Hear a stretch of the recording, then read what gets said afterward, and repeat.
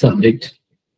നമ്മൾ 2 ക്ലാസ്സുകൾ ഈ വിഷയത്തിൽ നടത്തിയിരുന്നു. 3ാമത്തെ യൂണിറ്റിലേക്കാണ്, ഫസ്റ്റ് ബ്ലോക്കിലെ 3ാമത്തെ യൂണിറ്റ് അല്ലെങ്കിൽ 3ാമത്തെ യൂണിറ്റിലേക്കാണ് നമ്മൾ പോകുന്നത്. ഫസ്റ്റ് യൂണിറ്റിൽ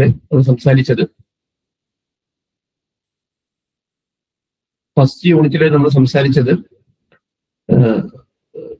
കമ്മ്യൂണിക്കേഷന്റെ ബേസിക് ആൻഡ് ഫണ്ടമെന്റൽ തിങ്സിനെ കുറിച്ചായിരുന്നു. സെക്കൻഡ് യൂണിറ്റിൽ മാസ് മീഡിയയുമായി ബന്ധപ്പെട്ട അതിന്റെ ബേസിക് ആയിട്ട് മാസ് മീഡിയയുമായി ബന്ധപ്പെട്ട അതിന്റെ ക്യാരക്ടറിസ്റ്റിക്സും അതുപോലെ ബന്ധപ്പെട്ട ചില കാര്യങ്ങളൊക്കെ നമ്മൾ പഠിച്ചു.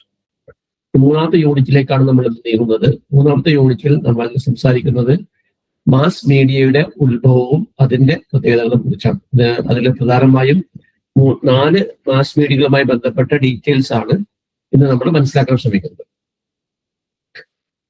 പ്രിന്റ് മീഡിയ, ഇന്ത്യൻ കോണ്ടെക്സ്റ്റിൽ നിന്നുകൊണ്ട് print media, radio, television, film, ഈ 4 കാര്യങ്ങളുമായി ബന്ധപ്പെട്ട് അതിന്റെ ഒരു ഉത്ഭവവും വളർച്ചയും അതെങ്ങനെയാണ് മുന്നോട്ട് പോകുന്നതെന്ന് സംബന്ധിച്ചിട്ടുള്ള ബേസിക് ആയിട്ടുള്ള കുറെ ഇൻഫർമേഷൻസ് ആണ്. നമുക്ക് പൊതുവെ അറിയുന്ന കാര്യങ്ങൾ തന്നെയാണ്, എന്നാലും ഒന്നുകൂടി അത് അക്കാഡമിക്കലായിട്ട് നമ്മളതിനെ മനസ്സിലാക്കാൻ ശ്രമിക്കുന്നു മാത്രം. അപ്പോൾ പ്രിന്റ് മീഡിയ, ഇന്ത്യയിലെ നിലവിലെ പ്രിന്റ് മീഡിയയുടെ ഒരു സ്റ്റാറ്റസ് എന്താണ്, അത് അതുപോലെ റേഡിയോ, TV, ഫിലിം, അതുമായി ബന്ധപ്പെട്ടുള്ള ഒരു ഇന്ത്യ കോണ്ടെക്സ്റ്റിൽ അതെങ്ങനെ വളർന്നു വരുന്നു, അതിന്റെ ഒരു സ്വാധീനം എങ്ങനെയാണ് വർക്ക് ചെയ്തുകൊണ്ടിരിക്കുന്നത്, ഇത്തരം കാര്യങ്ങളൊക്കെയാണ് നമ്മൾ മനസ്സിലാക്കുന്നത്. നമ്മൾ ആദ്യമേ നേരത്തെ നമ്മൾ പറഞ്ഞ കാര്യമാണ്, ഒരു മാസ് മീഡിയ എന്ന് പറയുമ്പോൾ മാസ് മീഡിയ പല കാര്യത്തിന് നമ്മൾ ഉപയോഗിക്കാറുണ്ട്, പല ആവശ്യങ്ങൾക്ക് വേണ്ടിയിട്ട് മാസ് മീഡിയ ഉപയോഗിക്കാറുണ്ട്. പ്രധാനമായും അത് ഒന്ന് ഇൻഫർമേഷന് വേണ്ടിയിട്ടാണ്, അല്ലെങ്കിൽ ആളുകളെ ഇൻഫോം ചെയ്യാൻ വേണ്ടിയിട്ട്, മാസിനെ ഇൻഫോം ചെയ്യുക എന്നുള്ള ലക്ഷ്യത്തോടെ കൂടിയാണ് മാസ് മീഡിയയുടെ ഒന്നാമത്തെ ഒരു ഫംഗ്ഷൻ എന്ന് പറയുന്നത്. മറ്റൊരു ഫംഗ്ഷൻ എന്ന് പറയുന്നത് എന്റർടൈൻ ചെയ്യുക എന്നുള്ളതാണ്, ആളുകളെ എന്റർടൈൻ ചെയ്യുക എന്നുള്ളതാണ്. മറ്റൊന്ന് എഡ്യൂക്കേറ്റ് ചെയ്യുക എന്നുള്ളതാണ്, ആളുകൾക്ക് ബോധവൽക്കരിക്കേണ്ട വിഷയങ്ങൾ, ആൾക്കൊക്കെ പഠിക്കേണ്ട വിഷയങ്ങൾ, അത്തരം വിഷയങ്ങളിലൊക്കെ ആളുകളെ എഡ്യൂക്കേറ്റ് ചെയ്യാൻ വേണ്ടി ഉപയോഗിക്കുക. പിന്നെ ഒന്ന് അഡ്വർടൈസിങ് പോലെ, പെഴ്സ്വേഡിങ് പോലെ, മാർക്കറ്റിംഗ് പോലെ പ്രൊമോട്ട് ചെയ്യുക. ഏതെങ്കിലും പ്രത്യേകമായ അഡ്വർടൈസ്മെന്റ്, പെയ്ഡ് ആയിട്ടുള്ള അഡ്വർടൈസ്മെന്റ് ആകാം, അല്ലെങ്കിൽ പൊളിറ്റിക്കൽ ആയിട്ടുള്ള പ്രൊമോഷൻസ് ആകാം, പലതരത്തിലുണ്ടാകാം. അപ്പോൾ ഇത്തരത്തിൽ പെർസ്വേഷൻ ചെയ്യുക എന്നുള്ള, അല്ലെങ്കിൽ ആളുകളെ ഒരു കാര്യം ചെയ്യാൻ പ്രേരിപ്പിക്കുക, അല്ലെങ്കിൽ ഒരു കാര്യം വാങ്ങാൻ പ്രേരിപ്പിക്കുക, അല്ലെങ്കിൽ ഒരു ഐഡിയോളജിയിലേക്ക് ആളുകളെ ക്ഷണിക്കുക, ഇത്തരം കാര്യങ്ങളൊക്കെയാണ് മറ്റൊന്നായിട്ടുള്ളത്. ഈ 4 ഇതിലധികം ഫംഗ്ഷൻസ് ഉണ്ട്. ഇതാണ് മെയിൻ ആയിട്ടുള്ള 4 ഫംഗ്ഷൻസ് എന്ന് പറയുന്നത്. ഓരോ മീഡിയക്ക് അനുസരിച്ചും ഈ ഫംഗ്ഷൻസ് വ്യത്യാസപ്പെട്ടിരിക്കും. എല്ലാ മീഡിയകൾക്കും എല്ലാ ഫംഗ്ഷൻസും വർക്ക് ചെയ്യുമെങ്കിലും ഓരോ മീഡിയകളിലും അത് അതിന്റെ ഒരു ഫോക്കസ് വ്യത്യസ്തം ഉണ്ടാവും. ഉദാഹരണമായിട്ട് പ്രിന്റ് മീഡിയ പ്രധാനമായും ഇൻഫർമേഷൻ വേണ്ടിയിട്ടാണ് പ്രിന്റ് മീഡിയ പൊതുവെ ഉപയോഗിക്കപ്പെടാത്തത്. അതിന്റെ ഒരു പ്രാഥമിക പ്രത്യേകിച്ചും ന്യൂസ് പേപ്പർ എന്നൊക്കെ പറയുമ്പോൾ ഇൻഫർമേഷൻ, TV, റേഡിയോ പോലുള്ളത് എന്റർടൈൻ ചെയ്യാന്നുള്ളതാണ് അതിന്റെ ഒരു പ്രൈമറി ഫംഗ്ഷൻ ആയിട്ട്, അല്ലെങ്കിൽ ഒരു ഫോക്കസ് ഫംഗ്ഷൻ ആയിട്ട് ആളുകൾ കാണുന്നത്. ഇങ്ങനെ ഓരോ മീഡിയക്കും അതിൻ്റെതായ ചില സ്പെഷ്യൽ ക്യാരക്ടറിസ്റ്റിക്സ് നമുക്ക് കാണാൻ സാധിക്കും.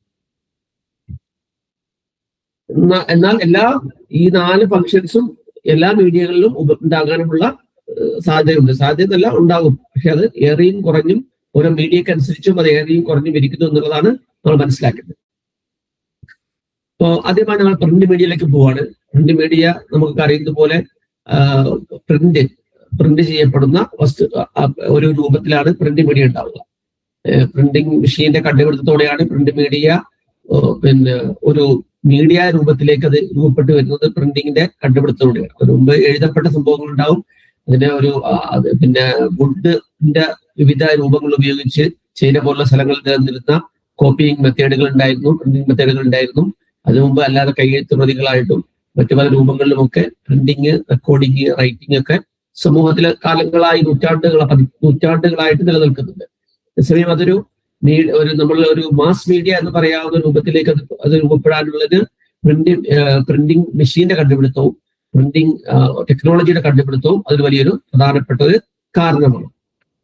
15ാം നൂറ്റാണ്ടിന്റെ ആ കാലഘട്ടത്തിലാണ് പ്രിന്റിംഗ് മെഷീന്റെ കണ്ടുപിടുത്തം ഉണ്ടാകുന്നതിന് ശേഷമാണ് ഈ രംഗത്ത് ഒരു കുതിച്ചുചാട്ടം ഉണ്ടാകുന്നത്. നിലവിലുള്ള ഒരു അവസ്ഥ എന്ന് പറയുന്നത് പ്രിന്റ് മീഡിയ എന്നുള്ളത് ഇപ്പോൾ കമ്പ്യൂട്ടറൈസേഷന്, അതുപോലെ തന്നെ type setting, automatic type setting, multi colour scanning, offset printing, ഇതുപോലുള്ള ഒരുപാട് ടെക്നോളജികൾ നമ്മളെ ഇതിന്റെ ഒരു പിന്നെ ഈ സിലബസിൽ നമ്മൾ ഇതിന്റെ ഒരു ചരിത്രത്തിന്റെ ബേസ് ചെയ്തിട്ട് അല്ലെങ്കിൽ ഒരു കഴിഞ്ഞ ഇത് പ്രിന്റ് മീഡിയ ഒരു മെയിൻ മീഡിയ നിലനിന്നിരുന്ന കാലത്തെ ബേസ് ചെയ്തിട്ടുള്ള ഇൻഫർമേഷൻസ് അല്ലെങ്കിൽ അതുമായി ബന്ധപ്പെട്ട കാര്യങ്ങളാണ് നമ്മളിത് മനസ്സിലാക്കുന്നത്. അപ്പൊ അത് അങ്ങനെ വെച്ച് നോക്കുമ്പോൾ പിന്നെ പ്രിന്റ് മീഡിയ എന്ന് പറയുന്നത് നമുക്ക് എന്തെല്ലാം ഈ ന്യൂസ് പേപ്പേഴ്സ്, മാഗസിൻസ്, ടെക്സ്റ്റ് ബുക്കുകൾ, posters, commercial things, even currency notes, calendars, ഇതെല്ലാം നമുക്ക് പ്രിന്റ് മീഡിയയിൽ പെടുത്താവുന്നതാണ്. പ്രിന്റ് ചെയ്യപ്പെടുന്ന എന്തും പ്രിന്റ് മീഡിയ എന്ന ആ ഒരു മീഡിയ എന്നുള്ള പ്രിന്റ് മീഡിയ എന്ന് പറയുന്ന ഒരു ഫ്രെയിമിന്റെ ഉള്ളിൽ നമുക്ക് കൊണ്ടുവരാൻ സാധിക്കും. അതിന്റെ ഒരു വളർച്ച എന്ന് പറയുന്നത് പ്രധാനമായും ടെക്നോളജിയുടെ വളർച്ച അനുസരിച്ചാണ് അതിനും വളർച്ച ഉണ്ടായിട്ടുള്ളത്. ഓരോ കാലഘട്ടത്തിനനുസരിച്ച് അതിൽ വ്യത്യാസങ്ങൾ വന്നിട്ടുണ്ട്. ഇന്ത്യയെ സംബന്ധിച്ചിടത്തോളം ഇന്ന് ഇന്ത്യ ഗ്ലോബൽ പ്രിന്റ് മീഡിയയിലെ ഗ്ലോബൽ ലീഡറാണ്. കാരണം ഒരുപാട് പ്രിന്റിംഗ് മെറ്റീരിയൽസ് ഇന്ത്യയിൽ ഓരോ വർഷവും ഇറങ്ങിക്കൊണ്ടിരിക്കുന്നുണ്ട്. 1989 1989 തന്നെ 27,000-ലധികം ന്യൂസ് പേപ്പേഴ്സ് മാത്രം ഇന്ത്യയിൽ നിന്ന് പ്രിന്റ് ചെയ്യപ്പെടുന്നുണ്ട് എന്നുള്ളതാണ്. ബ്രിട്ടീഷുകാർ ഇന്ത്യ ഭരിച്ചിരുന്ന കാലത്ത് പ്രധാനമായും ഇംഗ്ലീഷിലായിരുന്നു ഇന്ത്യയിൽ പ്രിന്റിംഗ് നിലനിൽക്കുന്നത്. ഇംഗ്ലീഷിന്റെ മേധാവിത്വം അതിന്റെ ഒരു ഹെഗമണി നിലനിൽക്കുന്നു. പക്ഷെ അതേസമയം ബ്രിട്ടീഷുകാർ ഇന്ത്യ വിട്ട് ഇന്ത്യ സ്വതന്ത്രമായതോട് കൂടിയിട്ട് ഇംഗ്ലീഷിൽ നിന്നും ഹിന്ദിയിലേക്കാണ് ഇന്ത്യയുടെ പിന്നെ ഒരു നാഷണൽ മീഡിയ ലെവലിൽ നോക്കുകയാണെങ്കിൽ, നാഷണൽ മീഡിയ ലാൻഡ്സ്കേപ്പ് നോക്കുകയാണെങ്കിൽ പ്രധാനമായും ഹിന്ദിയിലാണ് ഏറ്റവും കൂടുതൽ പിന്നെ പത്രങ്ങളും അതുപോലെ തന്നെ മറ്റുള്ള സംവിധാനങ്ങളും നമുക്ക് കാണാൻ സാധിക്കാം. അത് പിന്നെ ഹിന്ദി മീഡിയയെ ഒരു നിലവിലൊരവസ്ഥയിൽ അല്ലെങ്കിൽ ഒരു ഏറ്റവും ലേറ്റസ്റ്റ് ആയിട്ടുള്ള ഒരു കണക്ക് വെച്ച് നോക്കുകയാണെങ്കിൽ 20,000-ലധികം ഹിന്ദിയിലും അതുപോലെ തന്നെ മറ്റു റീജിയണൽ ലാംഗ്വേജുകളുമായിട്ട് ഇന്ത്യയിൽ നമുക്ക് ന്യൂസ് പേപ്പേഴ്സ് കാണാൻ സാധിക്കും. 7,000+ ആണ് ഇംഗ്ലീഷിലുള്ള പബ്ലിക്കേഷൻസ് നമുക്ക് കാണാൻ സാധിക്കുന്നത്. ഇപ്പൊ ഇന്ത്യൻ കോൺഗ്രസില് നമുക്ക് നമ്മുടെ പിന്നെ ഇന്ത്യൻ ലാംഗ്വേജുകളിലേക്ക്, ഹിന്ദി ഉൾപ്പെടെയുള്ള ഇന്ത്യൻ ലാംഗ്വേജുകളിലേക്കും മറ്റുള്ള വെർണക്കുലർ ആയിട്ടുള്ള ലോക്കൽ ആയിട്ടുള്ള മലയാളം, കന്നഡ, തമിഴ്, ബംഗ്ല, ഉറുദു, പല മറാഠി, ഗുജറാത്തി പോലുള്ള ലാംഗ്വേജുകളിലൊക്കെ പത്രങ്ങളും മാഗസിനുകളും നൂറുകണക്കിന് മെറ്റീരിയൽസും ഒക്കെ നമുക്ക് കാണാൻ സാധിക്കും. അപ്പൊ ഇതൊരു സൈലന്റ് റെവല്യൂഷൻ ആണ് യഥാർത്ഥത്തിൽ അവിടെ സംഭവിച്ചത് എന്ന് വേണമെങ്കിൽ നമുക്ക് പറയാൻ പറ്റും. ന്യൂസ് പേപ്പർ എന്ന് പറയുമ്പോൾ അതിലിപ്പോ ലാംഗ്വേജ് 93 ഭാഷകളിലായി ഇന്ത്യയിൽ ഇത്രയും അധികം ന്യൂസ് പേപ്പറുകളും മറ്റു പ്രസിദ്ധീകരണങ്ങളും ഇന്ത്യയിൽ പ്രസിദ്ധീകരിക്കപ്പെടുന്നത്. 93 ഒരു ലാംഗ്വേജുകളും ഡയലക്ട്സുകളിലും പബ്ലിഷ് ചെയ്യപ്പെടുന്നുണ്ട്. ന്യൂസ് പേപ്പർ എന്ന് പറയുമ്പോൾ വെറും ഒരു പിന്നെ ഇൻഫർമേഷൻ എന്ന് മാത്രമല്ല, മറിച്ച് അതിനപ്പുറത്തേക്ക് ഫീച്ചറുകള് അതുപോലെ നമുക്കറിയുന്നത് പോലെ പിന്നെ ബിസിനസ് കോർണേഴ്സ്, സ്പോർട്സ് കോർണറുകൾ, ബുക്ക് റിവ്യൂസ്, ഈ ഇന്റർവ്യൂസ്, പ്രിന്റ് മീഡിയ നമ്മൾ നോക്കുകയാണെങ്കിൽ മാഗസിൻസിലാവട്ടെ ന്യൂസ് പേപ്പേഴ്സിലാവട്ടെ ഇതിലൊക്കെ ഇത്തരത്തിലുള്ള പല ഫീൽഡുകളും പുതിയ ഒട്ടനവധി ഫീൽഡുകൾ നമുക്ക് കാണാൻ സാധിക്കും. കേവലം ഒരു ന്യൂസ് റിപ്പോർട്ടിംഗ് എന്നതിന് അപ്പുറത്തേക്ക് ജനങ്ങളെ എഡ്യൂക്കേറ്റ് ചെയ്യുന്ന, അവർക്ക് അവയർനെസ് കൊടുക്കുന്ന, അവർക്ക് എന്റർടൈൻ ചെയ്യുന്ന, ഓരോരുത്തർക്കും ആവശ്യമായ വിഭവങ്ങൾ ഒരുക്കി കൊടുക്കുന്ന രീതിയിൽ വലിയൊരു വിപ്ലവം തന്നെ, ഒരു റവല്യൂഷൻ തന്നെ വേണമെങ്കിൽ പ്രിന്റ് മീഡിയയിൽ നടന്നിട്ടുണ്ടെന്ന് നമുക്ക് പറയാൻ കഴിയും. അപ്പൊ അതില് പിന്നെ എക്സ്റ്റെൻസീവ് ആയിട്ടുള്ള കവറേജ് ആണ് പ്രിന്റ് മീഡിയ ഇന്ത്യയിൽ നൽകിക്കൊണ്ടിരിക്കുന്നത്. അതില് പിന്നെ നമ്മൾ നേരത്തെ പറഞ്ഞ ബിസിനസ് വരുന്നുണ്ട്, സ്പോർട്സ് വരുന്നുണ്ട്, പിന്നെ അതുപോലെ തന്നെ ലോക്കൽ ന്യൂസുകൾ പ്രത്യേകം വരുന്നുണ്ട്, ഹെൽത്ത് വരുന്നുണ്ട്, അതുപോലെ പിന്നെ പൊളിറ്റിക്കൽ ഇഷ്യൂസ്, കമ്മ്യൂണിറ്റി ഇഷ്യൂസ്, അങ്ങനെ ഏതുമാകട്ടെ, ബുക്ക് റിവ്യൂസ്, പിന്നെ പുതിയ കാലത്ത് ആളുകൾക്കുള്ള പാരന്റിങ് ടിപ്സ്, എല്ലാത്തിനെയും ഉൾക്കൊള്ളുന്ന രീതിയിൽ വളരെ വൈഡ് ആയിട്ടുള്ള ഒരു എക്സ്റ്റെൻസീവ് കവറേജ് ആണ് പ്രിന്റ് മീഡിയ ഇന്ത്യയിൽ ചെയ്തുകൊണ്ടിരിക്കുന്നത്. അതുപോലെ തന്നെ പ്രിന്റ് മീഡിയ ഇന്ത്യയിലെ ഇലക്ട്രോണിക് മീഡിയയേക്കാൾ കൂടുതൽ ക്രെഡിബിലിറ്റി, കൂടുതൽ വിശ്വാസ്യത സമൂഹത്തിൽ പ്രിന്റ് മീഡിയക്ക് ഉണ്ടെന്നുള്ളതാണ്. പ്രത്യേകിച്ചും പുതിയ കാലത്ത് നമ്മുടെ ഒരു സൈബർ ലോകത്ത് നമ്മൾ നിൽക്കുമ്പോൾ അത് മറ്റൊരു വിഷയമാണ്. നമ്മൾ ഇന്നത്തെ ചർച്ചയിൽ ഇത് കൂടുതലായി കൊണ്ടുപോകുന്നില്ല, അതിനുമായി ബന്ധപ്പെട്ട ചെറിയ കാര്യങ്ങൾ മാത്രമേ പറയത്തുള്ളൂ. കാരണം അതിന്റെ പരീക്ഷിതമായ അതിന് ചർച്ചകൾ ഇനി വരാതിരിക്കുന്നതുകൊണ്ട് അതിൽ കൂടുതൽ പോകുന്നില്ല. എന്നാൽ പോലും പൊതുവെ ഇലക്ട്രോണിക് മീഡിയയേക്കാൾ ഇന്ത്യയിൽ ഇലക്ട്രോണിക് മീഡിയയും പ്രിന്റ് മീഡിയയും നിലനിന്നിരുന്ന സമയത്ത്, ഇലക്ട്രോണിക് മീഡിയ നമ്മൾ പറയുമ്പോൾ ഉദ്ദേശിക്കുന്നത് TV ആൻഡ് റേഡിയോ, അപ്പൊ അതിനേക്കാൾ കൂടുതൽ ക്രെഡിബിലിറ്റി ഇന്ത്യയിൽ പ്രിന്റ് മീഡിയക്ക് ഉണ്ടായിരുന്ന ഒരു സമയത്ത് എന്നുള്ളതാണ്. പ്രിന്റ് മീഡിയന്റെ ഒരു ഗുണമെന്ന് പറയുന്നത് ആളുകൾക്ക് കൊണ്ടു നടക്കാനും എവിടെ കൊണ്ടുപോകാനും എവിടെ നിന്നും അത് ഉപയോഗപ്പെടുത്താനും അതുപോലെ പ്രിസർവ് ചെയ്യാൻ ലൈബ്രറികളിൽ പിന്നെ അത് ഫയൽ ചെയ്യാൻ ആർക്കൈവ്സിലും ചെയ്യാൻ അതുപോലെ പിന്നെ ട്രാൻസ്പോർട്ട് ചെയ്യാനൊക്കെ ഇലക്ട്രോണിക് മീഡിയക്കപ്പുറം പ്രിന്റ് മീഡിയ കൺവീനിയൻസ് നൽകിയിരുന്നു എന്നുള്ളതും പ്രിന്റ് മീഡിയന്റെ വലിയൊരു ഗുണമാണ്. അതുപോലെ വലിയൊരു ഡ്രോബാക്ക് എന്ന് പറയുന്നത് ഇന്ത്യൻ കോണ്ടെക്സ്റ്റിലെ ഇല്ലിറ്ററസിയാണ്. ഇന്ത്യയിലെ സമൂഹം പ്രത്യേകിച്ചും നമ്മുടെ ഇൻഡിപെൻഡൻസ് കഴിഞ്ഞ് ഇന്ത്യ കഴിഞ്ഞ ഒരു 10-20 വർഷങ്ങൾക്ക് മുമ്പ് വരെ ഇന്ത്യയിലെ ലിറ്ററസി റേറ്റ് എന്ന് വളരെ കുറവായിരുന്നു. കഴിഞ്ഞ ഒരു 10-25 വർഷത്തിനുള്ളിൽ ഒരുപാട് മാറ്റങ്ങൾ വന്നിട്ടുണ്ട്. എന്നാൽ പോലും ഇല്ലിറ്ററസി എന്നുള്ളത് ഇന്ത്യയിലെ പ്രിന്റ് മീഡിയ സംസ്കാരത്തെ വളർത്തിക്കൊണ്ടുവരുന്നതിൽ അല്ലെങ്കിൽ അതിനെ പരിപോഷിപ്പിക്കുന്നതിൽ ഒരു ഡ്രോബാക്ക് ആയിട്ട് അല്ലെങ്കിൽ അതിന്റെ ഒരു ചാലഞ്ചായി നിലനിൽക്കുന്നത് എപ്പോഴും ഇല്ലിറ്ററസിയാണ്. അതുകൊണ്ട് തന്നെ പലപ്പോഴും അർബൻ പോപ്പുലേഷനിലും ലിറ്ററേറ്റ് പോപ്പുലേഷനിലും അല്ലെങ്കിൽ ഇന്റലക്ച്വലി ഹൈ ആയിട്ടുള്ള പോപ്പുലേഷനിൽ മാത്രം പ്രിന്റ് മീഡിയയുടെ സ്വാധീനം ഒരു പരിധിവരെ ചിലപ്പോഴൊക്കെ ഒതുങ്ങിയിരുന്നു എന്നുള്ളത് കൂടി അതിന്റെ ഭാഗമായിട്ട് നമുക്ക് മനസ്സിലാക്കാം. പ്രിന്റ് മീഡിയയിൽ ഇപ്പൊ പുതിയ ടെക്നോളജിയും ഒക്കെ നിലവിൽ പ്രിന്റ് മീഡിയ എന്ന് പറയുന്നത് അത് കേവലം ഒരു പ്രിന്റിങ്ങിനപ്പുറം അത് മറ്റു ഒരുപാട് തലങ്ങളിലേക്ക് നീങ്ങിയിട്ടുണ്ട്. ഏറ്റവും പ്രധാനപ്പെട്ടതാണ് അതുമായി ബന്ധപ്പെട്ട് പ്രിന്റ് മീഡിയയുമായി ബന്ധപ്പെട്ടിട്ടുള്ള ഒരു കാര്യമാണ് കൊമേഴ്സ്യലൈസേഷൻ എന്നുള്ളത്. അതായത് ഒരു വാണിജ്യവൽക്കരണം. പ്രിന്റ് മീഡിയ എന്നുള്ളത് ഒരു പ്രിന്റിംഗ് ഇൻഡസ്ട്രി, പബ്ലിഷിംഗ് ഇൻഡസ്ട്രി എന്ന തലത്തിലേക്ക് മാറിയിരിക്കുകയാണ്. ആദ്യകാലത്ത് ഇപ്പോൾ പ്രത്യേകിച്ചും ഇന്ത്യയുടെ സ്വാതന്ത്ര്യ സമര സമയത്ത് ആ ഒരു കാലഘട്ടത്തിൽ പ്രിന്റ് മീഡിയ എന്നുള്ളത് ഒരു അഡ്വക്കസി ആയിരുന്നു, അല്ലെങ്കിൽ ഒരു അവകാശങ്ങൾക്ക് വേണ്ടിയിട്ട് വാദിക്കുന്നതിന് വേണ്ടിയിട്ട്, ഇന്ത്യയുടെ സ്വാതന്ത്ര്യത്തിന് വേണ്ടി പോരാടുന്നതിന് സപ്പോർട്ട് ചെയ്യുന്നതിന് വേണ്ടിയിട്ട്, ഇന്ത്യയുടെ ജനങ്ങളുടെ പ്രശ്നങ്ങൾ അവതരിപ്പിക്കുന്നതിന് വേണ്ടിയിട്ടൊക്കെ ഉള്ള ഒരു അഡ്വക്കസി ജേർണലിസം എന്ന് നമുക്ക് വിളിക്കാവുന്ന രീതിയിൽ നമ്മുടെ ആവശ്യങ്ങൾ ഉയർത്താനും പിന്നെ ചില നമ്മുടെ മുദ്രാവാക്യങ്ങൾക്ക് പിന്തുണ കൊടുക്കാനും നമ്മുടെ രാഷ്ട്രീയ ലക്ഷ്യങ്ങൾ നേടിയെടുക്കാനും ഒക്കെ വേണ്ടിയിട്ടുള്ള ഒരു മിഷണറി ശ്രമം എന്ന് പറയാവുന്ന, അല്ലെങ്കിൽ നമുക്ക് വോളണ്ടിയറി എന്ന് പറയാം, സന്നദ്ധ സേവനം എന്നൊക്കെ പറയാവുന്ന രീതിയിലുള്ള, അതല്ലെങ്കിൽ ഒരു പിന്നെ പ്രബോധന ദൗത്യം എന്നൊക്കെ പറയാവുന്ന രീതിയിലുള്ള ഒരു സംവിധാനമായിട്ടായിരുന്നു ഇന്ത്യയിൽ പ്രിന്റ് മീഡിയ വളർന്നു വന്നത്, സ്റ്റാർട്ട് ചെയ്തത്. പക്ഷെ നിലവിൽ അത് ആ രംഗമൊക്കെ വിട്ടുകഴിഞ്ഞു. ഇന്നിപ്പോ പൂർണ്ണമായും കൊമേഴ്ഷ്യലൈസ് ചെയ്യപ്പെട്ട, പൂർണ്ണമായും വാണിജ്യവൽക്കരിക്കപ്പെട്ട ഒരു പബ്ലിഷിംഗ് ഇൻഡസ്ട്രിയാണ് പ്രിന്റ് മീഡിയ നിലനിൽക്കുന്നത്. പബ്ലിഷിംഗ് ഇൻഡസ്ട്രിയായി മാറുന്നതോടുകൂടി തന്നെ സ്വാഭാവികമായും അതിൽ ഫൈനാൻഷ്യൽ വയബിലിറ്റി എന്നുള്ളത് വളരെ പ്രധാനമാണ്. കോമ്പറ്റീഷൻ അതിന്റെ ഭാഗമായി മാറുന്നു. അപ്പോ ഈ ഒരുപാട് ഇതിന് ചെലവുകൾ, ഒരു പത്രം അല്ലെങ്കിൽ ഒരു മാഗസിൻ പ്രിന്റ് ചെയ്ത് വരണമെന്നുണ്ടെങ്കിൽ അതിന്റെ പിന്നിൽ ഒരുപാട് ആളുകളുടെ അധ്വാനം, ഒരുപാട് നേരത്തെ സമയം, ഒരുപാട് ധനം ഒക്കെ ചെലവഴിക്കേണ്ട അത്യാവശ്യമുണ്ട്. അപ്പോൾ അതിന് എഡിറ്റേഴ്സ് വേണം, അവർക്ക് വേണ്ടിയുള്ള പേയ്മെന്റ്സ് കൊടുക്കണം, ന്യൂസ് കണ്ടെത്തണം, ഇതിനു വേണ്ടിയിട്ടുള്ള പേപ്പേഴ്സ് മെറ്റീരിയൽസ് വേണം, പ്രിന്റ് ചെയ്യാനുള്ള ടെക്നോളജി വേണം, അതിനുള്ള മെഷീൻ വേണം, അതിന് സെറ്റ് ചെയ്യാനുള്ള സംവിധാനങ്ങൾ വേണം. ഇത്തരത്തിൽ ഒരുപാട് ടെക്നോളജികൾ അതിന്റെ പിന്നിൽ വർക്ക് ചെയ്യുന്ന ഒരു അവസ്ഥയുണ്ട്.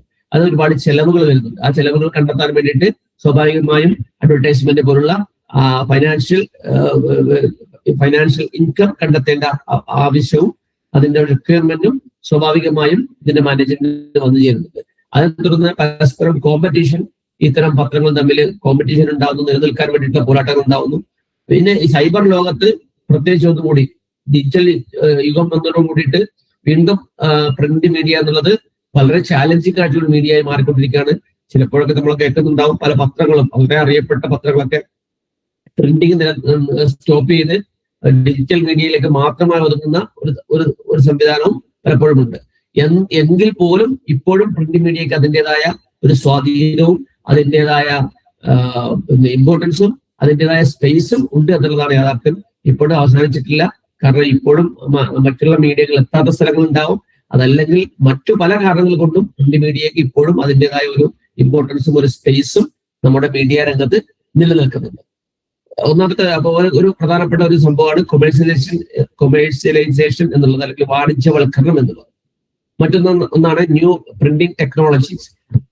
ഈ രംഗത്തുള്ള പ്രിന്റിംഗ് മീഡിയ രംഗത്തുണ്ടാകാൻ പറ്റുന്ന പ്രിന്റിംഗ് ടെക്നോളജീസ് ആണ്. പ്രിന്റിംഗ് ടെക്നോളജീസ് പ്രത്യേകിച്ച് കമ്പ്യൂട്ടറിന്റെ വരവോട് കൂടിയിട്ട്, അതുപോലെ തന്നെ ഗ്രാഫിക് ഡിസൈനിങ്ങിന്റെ വരവോട് കൂടിയിട്ട് ഒരു പൂർണ്ണമായും ഒരു വ്യത്യസ്തമായ തലത്തിലേക്ക് പ്രിന്റ് മീഡിയ വളർന്നിട്ടുണ്ട്. അപ്പൊ കേവലം പേപ്പറിൽ ന്യൂസ്, നമുക്ക് പഴയ ന്യൂസ് പേപ്പറുകൾ എടുത്തു നോക്കിയിട്ട് നമുക്കറിയാം അതിന്റെ ഒരു സെറ്റിങ്ങും അതിന്റെ ന്യൂസിന്റെ ഒരു വിതരണവും അതിന്റെ ഒരു ഡിസ്ട്രിബ്യൂഷൻ ഏത് രൂപത്തിലായിരുന്നു. പക്ഷെ ഇപ്പോ അത് ആ ഒരു തരത്തില് ജസ്റ്റ് ഒരു ന്യൂസ് പബ്ലിഷ് ചെയ്യുക അല്ലെങ്കിൽ വാർത്തകൾ അറിയിക്കാത്തത് മാത്രം ഒരിക്കലും ഒരു പത്രത്തിനോ അല്ലെങ്കിൽ മാഗസിനോ ന്യൂസ് പേപ്പറിനോ നിലനിൽക്കാൻ കഴിയില്ല. മറിച്ച് അതിനെ വളരെ അപ്പീലിംഗ് ആവുന്ന രീതിയിൽ ഡിസൈൻ ചെയ്യാനും അതിനെ പിന്നെ പ്രസന്റ് ചെയ്യാനും കഴിഞ്ഞാൽ മാത്രമേ ഒരു ന്യൂസ് പേപ്പറിനെ ആളുകൾ വാങ്ങുകയോ അല്ലെങ്കിൽ മാഗസിന്റെ പിന്നാലെ ആൾക്കാർ പോവുകയോ ചെയ്യുള്ളൂ. കാരണം അതൊരു ആർട്ടായി മാറി എന്നുള്ളതാണ്. പ്രിന്റിംഗ് ഒരു ആർട്ടായി, ഗ്രാഫിക് ആർട്ടായി മാറുകയും അതിന് ന്യൂസ് പേപ്പേഴ്സ് ഒക്കെ വെറും കേവലം ഒരു ന്യൂസ് പേപ്പർ എന്നതിനപ്പുറം ഒരു വാർത്താ പത്രിക എന്നതിനപ്പുറം അത് വളരെ കളർഫുൾ ആയിട്ടുള്ള സപ്ലിമെന്റ് ആയി മാറുന്നു. അല്ലെങ്കിൽ അത് ഒരുപാട് പല തരത്തിലുള്ള കളറുകൾ ഉപയോഗിച്ച് പല തരത്തിലുള്ള ടെക്നോളജികൾ ഉപയോഗിച്ച് പല രൂപത്തിൽ പ്രസന്റ് ചെയ്ത് ആളുകൾക്ക് ആകർഷണീയമായി മാറുന്ന രീതിയിലുള്ള ആളുകളെ പിന്നെ കണ്ണഞ്ചിപ്പിക്കുന്ന രീതിയിലുള്ള ഒരു മീഡിയയായിട്ട് പ്രിന്റ് മീഡിയ മാറി. അത് പുസ്തകങ്ങളാവട്ടെ, മാഗസിൻസ് ആവട്ടെ, ന്യൂസ് പേപ്പേഴ്സ് ആവട്ടെ, മറ്റുള്ള സംവിധാനങ്ങളാവട്ടെ, എല്ലാം ഏത് പ്രിന്റ് മീഡിയ ഉപയോഗിച്ചിട്ടുള്ള പ്രിന്റ് ടെക്നോളജി ഉപയോഗിച്ചിട്ടുള്ള എന്ത് പ്രിന്റിങ്ങിനും പല ആ രംഗത്ത് ഒരുപാട് മാറ്റങ്ങളാണ് ടെക്നോളജി കൊണ്ടുവന്നത്. ഒരു ഗ്രാഫിക് ആർട്ട്, ഒരു ഡിസൈൻ എന്നൊക്കെ പറയുന്നത് ആ രംഗത്ത് കൊണ്ടുവന്ന ചേഞ്ചസ് വളരെ വലുതാണ്. മറ്റൊന്ന് കണ്ടന്റുമായി ബന്ധപ്പെട്ട റെവല്യൂഷനാണ്. അപ്പോ ഈ പിന്നെ ഗ്രാഫിക് ഡിസൈനിങ്ങും അതുപോലെ പ്രസന്റേഷനും ഒക്കെ ഡെവലപ്പ് ആയിട്ടുണ്ടെങ്കിലും കണ്ടന്റുമായി പ്രൊഫഷണൽ എക്സലൻസ്, ഒരു കണ്ടന്റിന്റെ കാര്യത്തിൽ പ്രൊഫഷണൽ എക്സലൻസ് വന്നിട്ടുണ്ടോ എന്നുള്ള ചോദ്യമാണ് പലപ്പോഴും പ്രിന്റ് മീഡിയയെ ചാലഞ്ച് ചെയ്തൊരു കാര്യം. പ്രത്യേകിച്ചും നമുക്ക് ന്യൂസ് പേപ്പേഴ്സ് ഡെയിലീസ് എടുക്കുമ്പോൾ ഇന്ത്യൻ കോണ്ടക്സ്റ്റിൽ നമ്മൾ നോക്കുകയാണെങ്കിൽ ന്യൂസ് എന്ന് പറയുന്നത് പലപ്പോഴും പൊളിറ്റിക്കൽ ന്യൂസുകളും നെഗറ്റീവ് ന്യൂസുകളുമാണ് പലപ്പോഴും ഫോക്കസ് ചെയ്യപ്പെടുന്നത്. അതിനപ്പുറത്തേക്കുള്ള ഇൻഡെപ്ത് ന്യൂസുകൾ, ഇൻവെസ്റ്റിഗേറ്റീവ് ന്യൂസുകൾ, പിന്നെ ഓരോ സെക്ടറിനും ആവശ്യമായ ഡെവലപ്മെന്റുമായി ബന്ധപ്പെട്ടുള്ള ന്യൂസുകൾ, മറ്റുള്ള ന്യൂസുകൾ, ഇതിനെയൊക്കെ ചാലഞ്ചുകളൊക്കെ കടന്നുപോയി അത്തരം ന്യൂസുകൾ പുറത്തു കൊണ്ടുവരാൻ കഴിയുന്ന കണ്ടന്റ് ക്രിയേഷൻ വളരെ പ്രധാനപ്പെട്ട ഒരു ഭാഗമാണ് ന്യൂസുമായി ബന്ധപ്പെട്ടുള്ളത്. ആ രംഗത്ത് ഒരുപാട് ഇന്ത്യൻ മീഡിയ ഒരുപാട് സഞ്ചരിച്ചിട്ടുണ്ട്. പക്ഷെ നമുക്ക് ഈ അടുത്ത കാലത്തായി കാണാൻ കഴിയുന്നത് വലിയ ചേഞ്ച് ആ രംഗത്ത് വന്നിട്ടുണ്ട്. പലപ്പോഴും ഒരു ഒഫീഷ്യൽ മൗത്തായിട്ട്, ഡെമോക്രസിയുടെ ഒരു ഫോർത്ത് എസ്റ്റേറ്റ് ആയിട്ട് നിലനിൽക്കുന്ന മീഡിയ പലപ്പോഴും ഒരു ഒഫീഷ്യൽ മൗത്തായി, ഒരു ഒഫീഷ്യൽ പിന്നെ ഗവൺമെന്റിന് പറയാനുള്ള കാര്യങ്ങൾ മാത്രം അല്ലെങ്കിൽ ഡോമിനന്റ് ആയിട്ടുള്ള നെഗറ്റീവ് മാത്രം പറയുന്ന ഒന്നായി മാറുന്ന ഒരു പ്രശ്നവും നമുക്ക് ഈ രംഗത്ത് പലപ്പോഴും മീഡിയയുമായി ബന്ധപ്പെട്ട് കാണാൻ കഴിയും. അപ്പൊ അതിനപ്പുറത്തേക്ക് സമൂഹത്തിന് ആവശ്യമായുള്ള, സമൂഹത്തിന്റെ പുരോഗതിക്ക് ആവശ്യമായിട്ടുള്ള, കമ്മ്യൂണിറ്റിയുടെയും സൊസൈറ്റിയുടെയും പുരോഗതിക്ക് ആവശ്യമായിട്ടുള്ള ഇൻഡെപ്ത് ആയിട്ടുള്ള അന്വേഷണങ്ങളും ഇൻഡെപ്ത് ആയിട്ടുള്ള ഫീച്ചറുകളും ന്യൂസുകളും ഇൻവെസ്റ്റിഗേഷനുകളും ഒക്കെ ക്രിയേറ്റ് ചെയ്യപ്പെടുന്ന ഒരു അവസ്ഥയിലേക്ക് ന്യൂസ് മീഡിയ, പ്രിന്റ് മീഡിയ വളരേണ്ടത് പലപ്പോഴും വളർന്നിട്ടുണ്ട്. എന്നാൽ ചാലഞ്ചസ് നേരിടേണ്ടി വന്നിട്ടുണ്ട്. എന്നാൽ അതൊരു ചാലഞ്ചായി നിലനിൽക്കുന്നുമുണ്ട് പലപ്പോഴും. അതോടൊപ്പം തന്നെ ഈ പ്രിന്റ് മീഡിയയുടെ മറ്റൊരു പ്രശ്നം ഇതിന്റെ വളർച്ചയുമായി ബന്ധപ്പെട്ട് ഇതിന്റെ ഒരു വാണിജ്യവൽക്കരണവും ഇതൊരു ഇൻഡസ്ട്രിയായി മാറുകയും ചെയ്യുന്നതോട് കൂടിയിട്ട് സംഭവിക്കുന്ന മറ്റൊരു കാര്യം എന്ന് പറയുന്നത് ഇതൊരു പ്രൊഫഷണൽ സഫോക്കേഷൻ ഇതിന്റെ പ്രിന്റ് മീഡിയയിൽ അല്ലെങ്കിൽ ജേർണലിസ്റ്റുകൾക്കിടയിൽ ഒരു പ്രൊഫഷണൽ സഫോക്കേഷൻ ഉണ്ടാക്കി തീർത്തുന്നുള്ളതാണ്. സ്വാഭാവികമായും കോമ്പറ്റീഷൻ ഉണ്ടാവുകയും പരസ്പരം മീഡിയകൾ തമ്മിലുള്ള മത്സരം വ്യാപകമാവുകയും ചെയ്യുന്നതോട് കൂടിയിട്ട് ജേർണലിസം വെറും കോൺട്രാക്ട് ജേർണലിസം എന്നുള്ള സ്ഥലത്തിലേക്ക് മാറി. എന്ന് പറഞ്ഞാൽ എന്താണോ മുതലാളിക്ക് ആവശ്യമുള്ളത് അല്ലെങ്കിൽ മാനേജർക്ക് ആവശ്യമുള്ളത്, അതല്ലെങ്കിൽ പത്രം ഒരു മീഡിയയുടെ ഓണർക്ക് ആവശ്യമുള്ളത് എന്താണോ അത് കൊടുക്കുന്ന, അത് മാത്രം നൽകുന്ന, അതിനനുസരിച്ച് മാത്രം മുന്നോട്ട് പോകുന്ന ഒരു മീഡിയ ലെവലിലേക്ക് മീഡിയകൾ മാറുകയും തങ്ങളുടെ പ്രൊഫഷണൽ അതിന്റെ പൂർണ്ണാർത്ഥത്തിൽ അതിന്റെ ഇന്റഗ്രിറ്റിയെയും അതിന്റെ ഒരു പ്രൊഫഷണലിസത്തെയും നിലനിർത്തിക്കൊണ്ട് വർക്ക് ചെയ്യുന്ന കാര്യത്തിൽ പലപ്പോഴും ജേർണലിസ്റ്റുകൾ, എഡിറ്റേഴ്സും ഒക്കെ പരാജയപ്പെടുന്ന, അതല്ലെങ്കിൽ അവർക്ക് അതിനെ മീറ്റ് ചെയ്യാൻ കഴിയാത്ത ഒരു സ്ഥിതിവിശേഷം സൃഷ്ടിക്കപ്പെടുകയും ചെയ്യുന്നുണ്ട്. അപ്പോൾ പൊളിറ്റിക്കൽ ആയിട്ടുള്ള പ്രഷറുകൾ, കൊമേഴ്ഷ്യൽ ആയിട്ടുള്ള പ്രഷറുകൾ, പലപ്പോഴും സ്പെസിഫൈ ചെയ്യപ്പെടുന്ന ചില കമ്പനികളെ അല്ലെങ്കിൽ ചില വ്യക്തികളെ അല്ലെങ്കിൽ ചില സംവിധാനങ്ങളെ ഒക്കെ അവർക്ക് പ്രൊമോട്ട് ചെയ്യേണ്ടി വരെയുണ്ട്. അപ്പൊ അതിനൊരു പ്രഷർ അവരുടെ പേരിൽ വരികയാണ്. അപ്പോൾ പലപ്പോഴും സത്യസന്ധമായിട്ട് ന്യൂസ് റിപ്പോർട്ട് ചെയ്യാൻ, അതല്ലെങ്കിൽ കവർ ചെയ്യാൻ, അതല്ലെങ്കിൽ അന്വേഷണം നടത്താനൊക്കെ പരിമിതികൾ സംഭവിക്കുന്നുണ്ട്.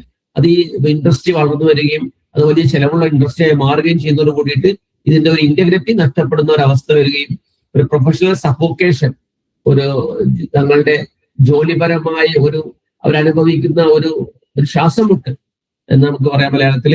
അത്തരമൊരു പ്രയാസം പലപ്പോഴും ജേർണലിസ്റ്റുകൾ അനുഭവിക്കുന്ന ഒരു അവസ്ഥ പ്രിന്റ് മീഡിയയിൽ നമുക്ക് കാണാൻ കഴിയുന്നത്. എല്ലാ മീഡിയയിലും ഉണ്ട്. പ്രിന്റ് മീഡിയയെ കുറിച്ച് പറയുമ്പോൾ പ്രത്യേകിച്ച് പ്രിന്റ് മീഡിയയുടെ ഒരു ഡെവലപ്മെന്റിൽ അത് ഒരു പ്രധാന വിഷയമാണ് എന്താണ് സൂചിപ്പിച്ചു വരുന്നത്. ഈ പ്രിന്റ് മീഡിയയിൽ നമ്മൾ അടുത്ത ഒരു ഇലക്ട്രോണിക് മീഡിയയിലേക്ക് പോകണം.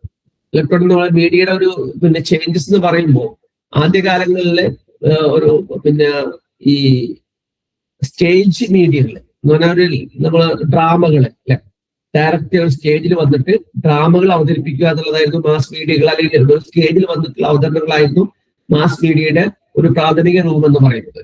അപ്പൊ അവിടെ ഇൻസ്റ്റന്റ് ആയിട്ട് പക്ഷെ ലിമിറ്റഡ് ആയിട്ടുള്ള ഓഡിയൻസ് ആയിട്ട് ഉണ്ടാവുക. ലിമിറ്റഡ് ആയി അത് റിപ്ലിക്കേറ്റ് ചെയ്യാൻ, അത് വീണ്ടും അവതരിപ്പിക്കാൻ കഴിയില്ല. കാരണം ഇതേ ആളുകളെ വീണ്ടും ഫുള്ളായിട്ട് അവതരിപ്പിക്കണം, റീപ്രൊഡ്യൂസ് ചെയ്യുക എന്നുള്ള പ്രയാസം.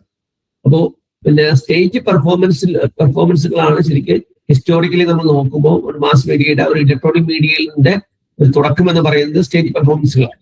പിന്നെ അതിൽ നിന്നാണ് ഫിലിമുകൾ 1896 1896 സമയത്താണ് ഫിലിമുകൾ വരുന്നത്. സെല്ലുലോയിഡ് എന്ന് പറയുന്ന നമ്മൾ ചെറിയ മൈക്രോപ്ലാസ്റ്റിക് ഫിലിമുകളിൽ ചിത്രങ്ങൾ പകർത്തി അതിനെ വളരെ വേഗത്തിൽ ചലിപ്പിച്ചുകൊണ്ട് ഒരു ചലിക്കുന്ന ചിത്രങ്ങളായി അല്ലെങ്കിൽ മൂവ് ചെയ്യുന്ന ചിത്രങ്ങളായി നമ്മുടെ കണ്ണുകൾക്ക് ബോധിപ്പിക്കുന്ന രീതിയിൽ അതിനെ മാറ്റിയെടുക്കുന്ന ഒരു മെക്കാനിക്കൽ മീഡിയമായി ഫിലിം വരികയാണ്. ഫിലിം അല്ലെങ്കിൽ സിനിമകൾ എന്ന് പറയുന്ന അല്ലെങ്കിൽ ഫിലിമുകൾ എന്ന് പറയുന്ന ഒരു സംവിധാനം നിലവിൽ വന്നത് ഇതിന്റെ ഒരു രണ്ടാം ഘട്ടമാണ്.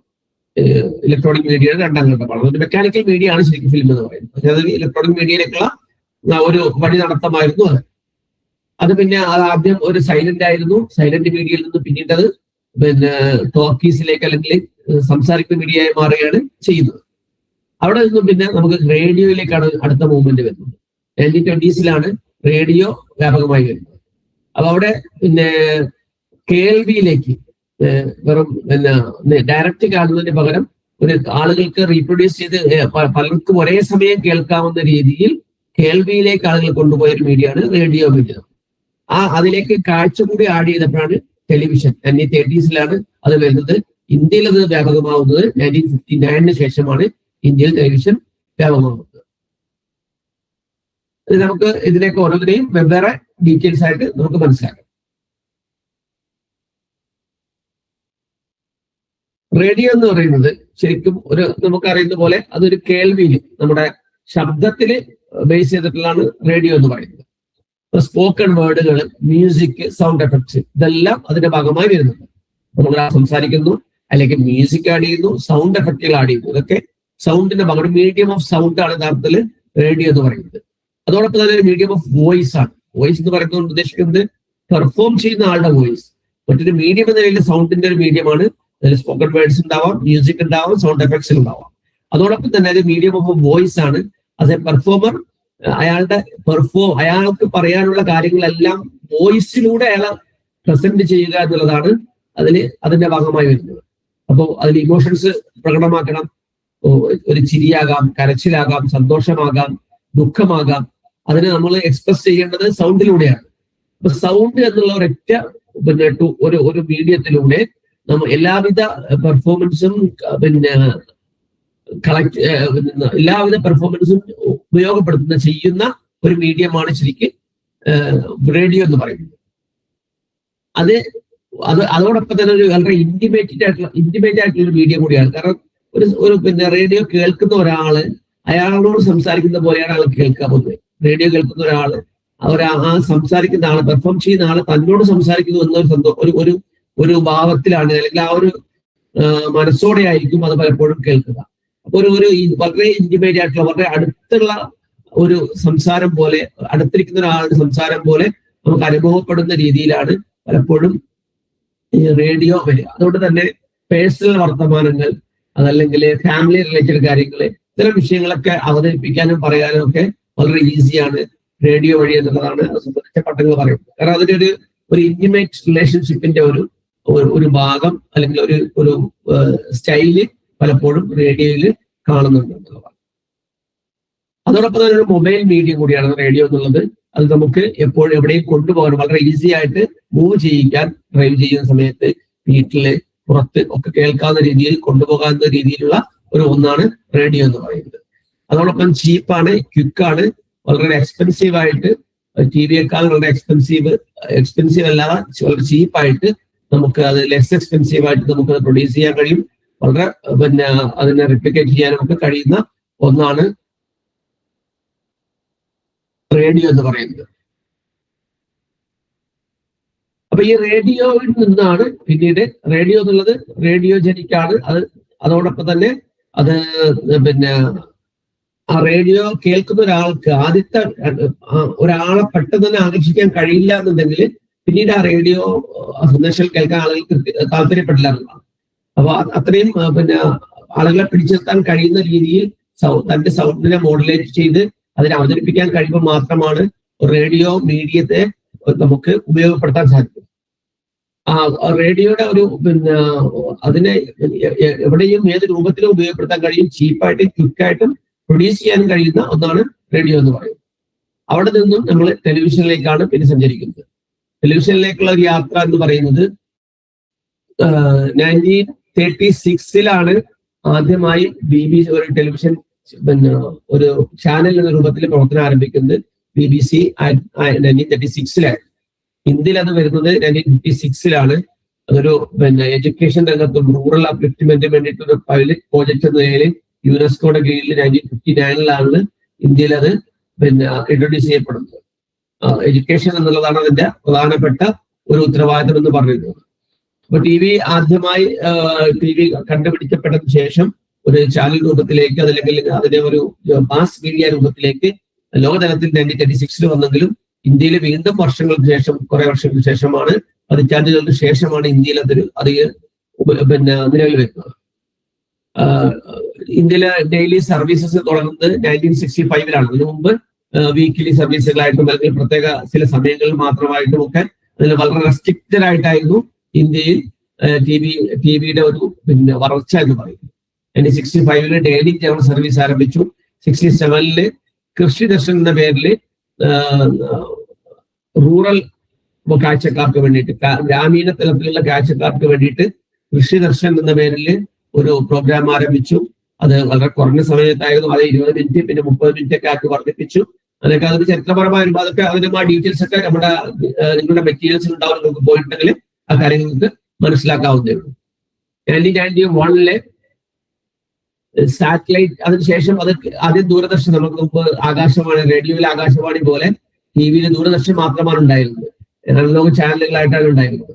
ആ ചാനലുകളിൽ നിന്നും സാറ്റലൈറ്റും കേബിൾ ചാനലുകളിലേക്ക് ഒരു യാത്രയാണ്, അല്ലെങ്കിൽ അതിലൊരു വിപ്ലവമാണ് ടെലിവിഷൻ രംഗത്ത്, വിഷ്വൽ മീഡിയ രംഗത്ത്, ഇലക്ട്രോണിക് വിഷ്വൽ മീഡിയ രംഗത്ത് വലിയൊരു വിപ്ലവം കൊണ്ടുവന്ന് കേബിളുകളുടെയും സാറ്റലൈറ്റ് കേബിൾ റിലേഷനിലൂടെയാണ് സംഭവിക്കുന്നത്. അപ്പൊ മൾട്ടിപ്പിൾ ചാനലുകളും അതുപോലെ തന്നെ വളരെ വേഗത്തിൽ വളരെ ക്വിക്കായിട്ട് ലോകത്തിന്റെ എല്ലാ ഭാഗത്തേക്കും, രാജ്യത്തിന്റെ ഏത് ഭാഗത്തേക്കും എത്തിക്കാവുന്ന രീതിയിലുള്ള വിപ്ലവം തന്നെ യഥാർത്ഥത്തിലെ സാറ്റലൈറ്റ് കേബിൾ റിവല്യൂഷനിലൂടെ സാധിച്ചെടുത്തു എന്നുള്ളത് യാഥാർത്ഥ്യമാണ്.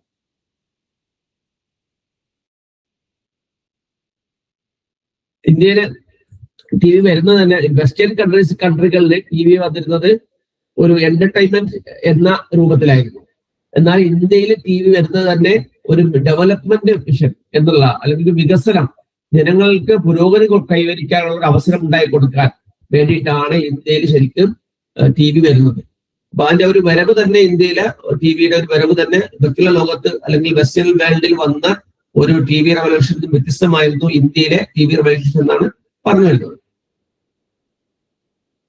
ഇതിന്റെ പ്രത്യേകത എന്ന് പറയുന്നത് നമ്മൾ മനസ്സിലാക്കുന്ന പോലെ തന്നെ റേഡിയോ ഓഡിയോ മാത്രമാണെങ്കിൽ TV ഓഡിയോ ആൻഡ് വിഷ്വൽ മീഡിയമാണ്. നമ്മളെ രണ്ട് സെൻസുകളെയും ഒരേ സമയം അത് അഫക്റ്റ് ചെയ്യുന്നുണ്ട്. അത് നമ്മളെ കേൾവിക്ക്, നമുക്ക് ഒരു കാര്യം കേട്ടാൽ നമുക്ക് റീറ്റെയിൻ ചെയ്തതിന് കുറെ പരിധികളുണ്ട്. വളരെ കുറഞ്ഞ സമയം നമുക്ക് റീറ്റെയിൻ ചെയ്യാൻ കഴിയും. അതേസമയം നമ്മുടെ കണ്ണുകൾക്ക്, നമ്മുടെ റെറ്റിനയ്ക്ക് കൂടുതൽ സമയം റീറ്റെയിൻ ചെയ്യാൻ കഴിയും. അപ്പൊ കാഴ്ചക്ക് കൂടുതൽ എഫക്റ്റ് ഉണ്ടാക്കാൻ പറ്റുമെന്നുള്ളതാണ്.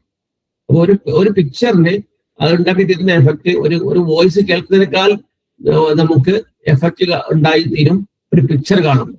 അത് കൂടുതൽ കാലം നമ്മുടെ മനസ്സിൽ, നമ്മുടെ റെറ്റിലേ തങ്ങി നിൽക്കുന്നു, നമ്മുടെ മനസ്സിലും തങ്ങി നിൽക്കാനുള്ള സാധ്യത കൂടും. അപ്പൊ അതുകൊണ്ട് തന്നെ വിഷ്വൽ ഓഡിയോ നമ്മുടെ രണ്ട് സെൻസറുകളെ ഒരേ സമയം എന്റർടൈൻ ചെയ്യിക്കുന്ന, അല്ലെങ്കിൽ ഒരേ സമയം രണ്ടിനെയും യൂട്ടിലൈസ് ചെയ്യുന്ന ഒരു മീഡിയമായിട്ടാണ് TV വരുന്നത്.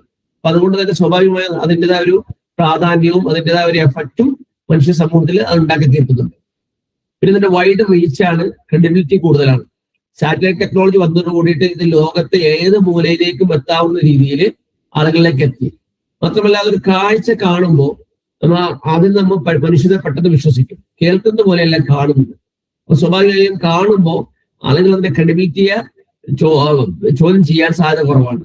കേൾക്കുമ്പോൾ പറഞ്ഞത് ശരിയായിരിക്കാം, മേ ബി കറക്റ്റ്, ഒരു ഇറ്റ് മേ നോട്ട് എന്ന ഒരു രീതിയിലാണ് ആളുകൾ അതിനെ സമീപിക്കുക. അതേസമയം താൻ കാണുന്ന ഒരു കാഴ്ചയെ നിഷേധിക്കാൻ പെട്ടെന്ന് ആൾക്കാർ തയ്യാറാവില്ല.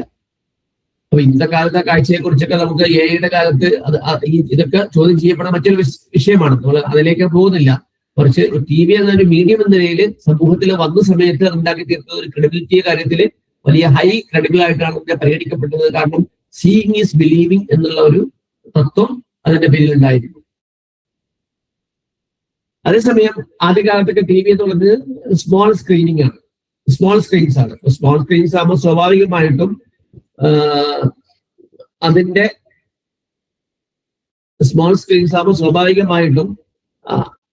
അത് ഒരു ലിമിറ്റ് കൊണ്ടുവരുന്നുണ്ട്. അപ്പോൾ അത് നമുക്ക് വളരെ ക്ലോസപ്പ് ആയിട്ടുള്ള കാര്യങ്ങൾ, പ്രത്യേകിച്ചും മനുഷ്യന്റെ റിയാക്ഷൻസ്, ഇന്ററാക്ഷൻസ്, അത്തരം കാര്യങ്ങളെയൊക്കെ ഫോക്കസ് ചെയ്യാൻ കഴിയുന്ന ഒരു മീഡിയം ആയിട്ടാണ്, ക്ലോസപ്പ് മീഡിയം ആയിട്ടാണ് TV പലപ്പോഴും പരിഗണിക്കപ്പെട്ടിരുന്നത്. അത് കാരണം അത് വളരെ ഒരു ചെറിയ സ്ക്രീനിൽ, നമ്മൾ ചെറിയ സ്ക്രീൻ എന്ന് പറയുമ്പോൾ TV-യുടെ സ്ക്രീൻ മാത്രമല്ല ഉദ്ദേശിക്കുന്നത്, മറിച്ച് അതിന്റെ സാധാരണഗതിയിൽ നമ്മൾ ഉപയോഗപ്പെടുത്തിയിരുന്ന സ്ക്രീനുകൾ എന്ന രീതിയിലാണ് നമ്മൾ പറയുന്നത്. അപ്പോൾ സാധാരണഗതിയിൽ നമ്മൾ ഉപയോഗപ്പെടുത്തുന്ന സ്ക്രീൻ ചെറിയ സ്ക്രീൻ എന്ന രീതിയിൽ പരിഗണിക്കുമ്പോൾ അതുണ്ടാക്കി തീർക്കുന്ന ഒരു വിഷ്വൽ എഫക്റ്റ് എന്ന് പറയുന്നത് വളരെ ക്ലോസപ്പ് ആയിട്ടുള്ള ഒരു എഫക്റ്റ് ആണ്. അപ്പൊ അതുകൊണ്ട് തന്നെ പലപ്പോഴും ഹ്യൂമൻ റിയാക്ഷൻസും ഇന്ററാക്ഷൻസും കാണിക്കുന്നതിന് വേണ്ടിയിട്ടാണ് TV-യെ ഉപയോഗപ്പെടുത്തിയിരുന്നത്. അതോടൊപ്പം തന്നെ TV നമ്മളെ ലിവിങ് റൂമിലേക്ക്, പിന്നെ അതുപോലെ ഇമ്മീഡിയറ്റ് ആയിട്ട് കാര്യങ്ങളെ ഇപ്പോഴും ഈ കാണുന്ന എന്ന് പറയുന്നതിനൊപ്പം തന്നെ കാര്യങ്ങളെ അപ്പം തന്നെ മനസ്സിലാക്കാറുണ്ട്.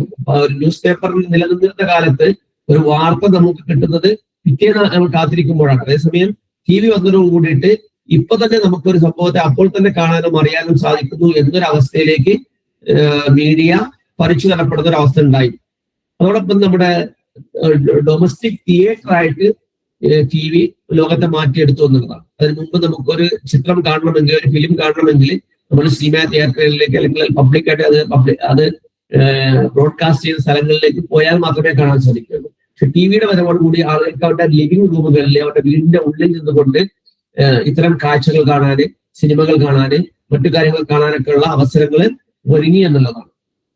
അതുപോലെ നേരത്തെ പറഞ്ഞതുപോലെ ഹ്യൂമൻ ഇമോഷൻസും റിയാക്ഷൻസും അതിനൊക്കെ ഉള്ള ഒരു മീഡിയമായിട്ട് കൂടി അത് മാറി. അതോടൊപ്പം അത് മറ്റൊരു പ്രശ്നം കൂടി ഉണ്ടാക്കിയെടുത്തു.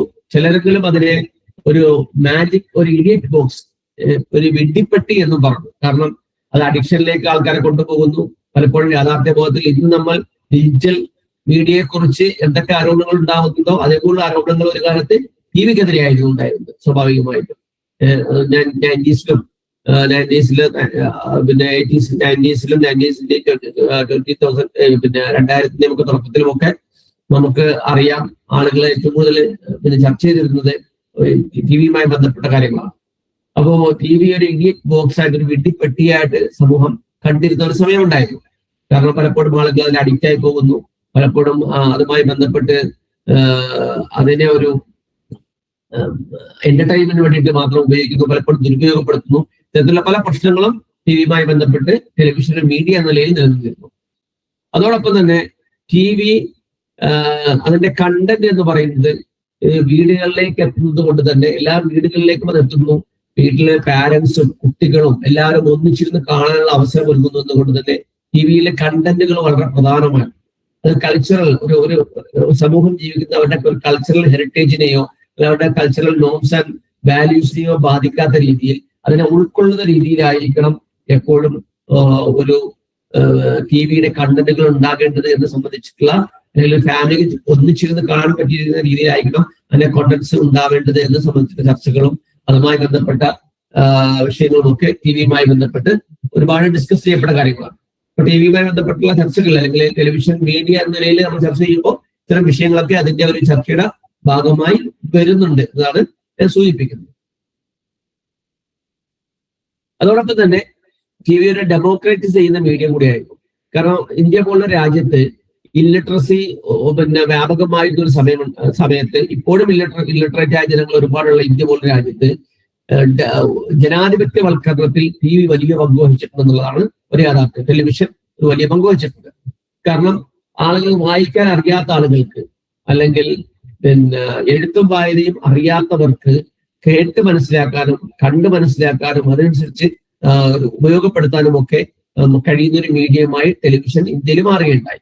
അപ്പൊ സ്വാഭാവികമായും ജനാധിപത്യവൽക്കരണത്തിലും ഒരു മീഡിയ സംസ്കാരം രൂപപ്പെടുത്തുന്നതിലും ഈ ഒരു പിന്നെ ആസ്പെക്ട്, അല്ലെങ്കിൽ ഒരു പിന്നെ ഇല്ലിറ്ററേറ്റ് ആയിട്ടുള്ള ഒരു സമൂഹത്തിൽ ജനങ്ങൾക്കെല്ലാം ആക്സസിബിൾ ആവുന്ന ഒന്നായി ടെലിവിഷൻ മീഡിയ മാറി എന്നുള്ളത് ചരിത്രത്തിന്റെ ഭാഗമാണ്.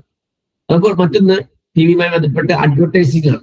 ഒരു കാലത്ത് ആളുകൾക്ക് അഡ്വർടൈസ്മെന്റിന് വേണ്ടിയിട്ട് ആളുകൾ എല്ലാവരും എല്ലാ കൊമേഴ്ഷ്യൽ എന്റിറ്റീസും ഇന്നും പ്രധാനമായും ഡിപ്പെൻഡ് ചെയ്യുന്ന ഒന്നാണ് TV എന്ന് പറയുന്നത്. അപ്പോൾ ന്യൂസ് പേപ്പറിന്റെ അപ്പുറം വിഷ്വലായിട്ട് ഞങ്ങൾ അഡ്വർടൈസ്മെന്റ് കാണിക്കാനും അത് മില്യൺസ് ഓഫ് ആളുകളിലേക്ക് എത്തിക്കാനും പിന്നെ കൊമേഴ്ഷ്യൽ എന്റിറ്റീസിന് TV വഴി കഴിഞ്ഞു എന്നുള്ളതും ടെലിവിഷന്റെ പ്രധാനപ്പെട്ട ഒരു ഫീച്ചറായിട്ട് നമുക്ക് മനസ്സിലാക്കാൻ കഴിയും. ഇനി നമ്മൾ പോകുന്നത് ഫിലിമുമായി ബന്ധപ്പെട്ടാണ്. ഫിലിമാണ് ആദ്യം വരുന്നത്. ഫിലിമിന് പിന്നെ നമ്മുടെ സിലബസില് അല്ലെങ്കിൽ നമ്മുടെ ബ്ലോക്കില് മൂന്നാമതായിട്ട് ഫിലിം പറയുന്നതുകൊണ്ടാണ് ഞാൻ ഇതിലും അങ്ങനെ തന്നെ അതിന് സെറ്റ് ചെയ്തത്. ശരിക്കും ഫിലിമിനാണ് തുടക്കുന്നത്. ഫിലിമിൽ നിന്നാണ് പിന്നെ റേഡിയോയും TV-യും ഒക്കെ ഉണ്ടായിത്തീരുന്നത്. ഫിലിം എന്നുള്ളത് ഒരു കൊളാബറേറ്റീവ് ആൻഡ് മെക്കാനിക്കൽ മീഡിയമായിട്ടാണ് പരിഗണിക്കപ്പെടുന്നത്. കൊളാബറേറ്റീവ് ആൻഡ് മെക്കാനിക്കൽ മീഡിയമായിട്ട് പരിഗണിക്കപ്പെടുന്ന ഒന്നാണ്. നമ്മുടെ നേരത്തെ സൂചിപ്പിച്ച പോലെ നമ്മുടെ കണ്ണുകൾക്ക്, നമ്മുടെ കണ്ണിന്റെ റെറ്റിനയ്ക്ക് ഒരു നമ്മുടെ കണ്ണുകൾക്ക് ഒരു ഇമേജിനെ കുറെ നേരത്തേക്ക് ഒരു ഇമേജ് നമ്മൾ കണ്ടു കഴിഞ്ഞാൽ ആ ഇമേജിനെ നമ്മുടെ അവിടെ സേവ് ചെയ്യാനുള്ള ഒരു കഴിവുണ്ട്. അതിനെ ഉപയോഗപ്പെടുത്തി ഒരു സ്റ്റാറ്റിക് ആയിട്ടുള്ള കുറെ ഇമേജുകളെ വളരെ പെട്ടെന്ന് മൂവ് ചെയ്യിച്ച് അതിലൂടെ ഒരു മൂവ് ചെയ്യുന്ന ഒരു ചിത്രത്തിന്റെ ഒരു ഇല്യൂഷൻ ഉണ്ടാക്കിയെടുക്കുകയാണ് യഥാർത്ഥത്തിൽ ഫിലിം ചെയ്യുന്നത്. അപ്പൊ അതൊരു ശരിക്കും സ്റ്റാറ്റിക് ആണ്, അവിടെ യഥാർത്ഥത്തിൽ മൂവ് ചെയ്യുന്നില്ല എന്നുള്ളതാണ്. യഥാർത്ഥത്തിൽ ഫിലിമുകളുടെ ആദ്യ രൂപത്തിൽ സെല്ലുലോയിഡ് ഉപയോഗിച്ചിട്ടുള്ള ഫിലിമുകൾ ഉണ്ടാക്കിയ സമയത്ത് അതെല്ലാം ഓരോന്നും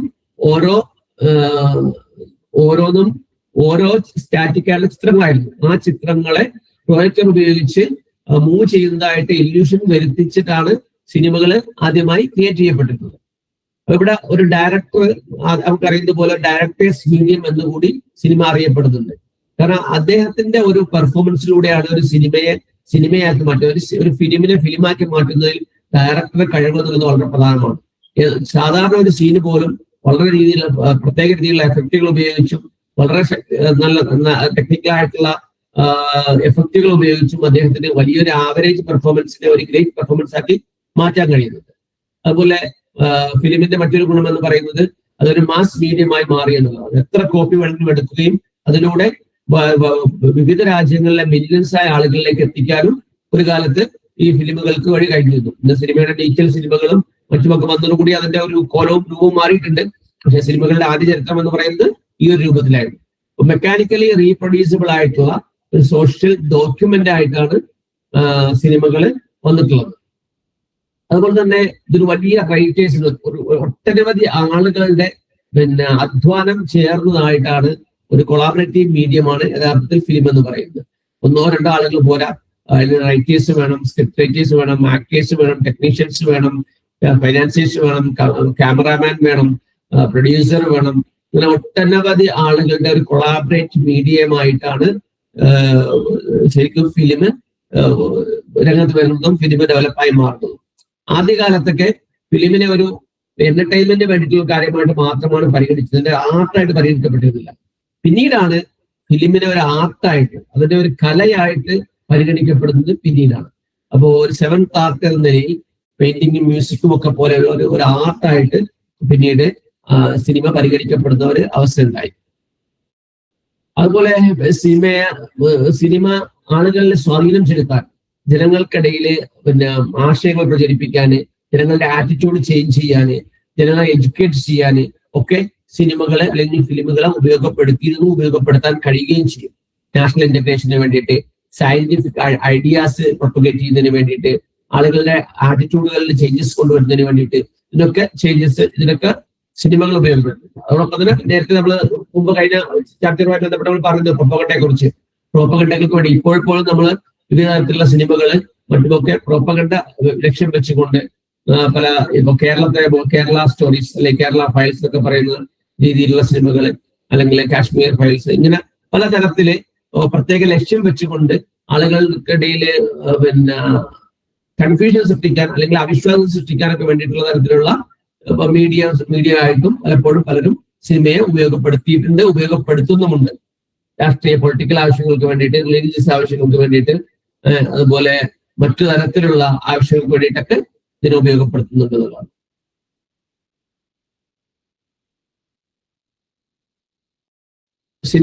ശരിക്കും സിനിമയുടെ ഒരു ആദ്യ രൂപം എന്ന് പറയുന്നത് നമ്മളൊരു സിനിമയുടെ ഒരു സിനിമ ഹാളിൽ നമ്മൾ ടോക്കീസ് ഹാളിൽ നമ്മൾ ചെന്നിരുന്നത് അത് കാണുമ്പോൾ അത് ക്രിയേറ്റ് ചെയ്യുന്ന അറ്റ്മോസ്ഫിയർ വളരെ കോൺസെൻട്രേറ്റ് ആയിട്ട് അതിനെ വാച്ച് ചെയ്യേണ്ട ഒരു മീഡിയമായിട്ടാണ് സിനിമയെ പരിചയപ്പെടുത്തുന്നത്.